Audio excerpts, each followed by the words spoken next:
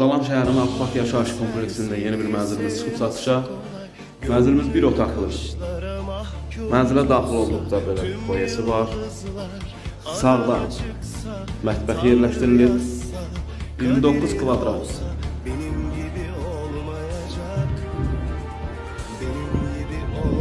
Belə bir otağı var. Akbak Yaşayış kompleksində. Ucuz ev mənzil istəyənlər, bir otaqlı, ucuz mənzil istəyənlər 49.000 manat. Belki sevgilin olacak, yalandan mutlu gibi yapacak. Burası da hamam sanıdır.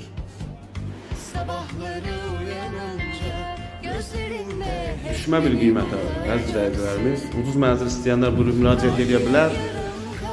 49.000 manat Akbak Yaşayış kompleksində yeni tikili bir binada.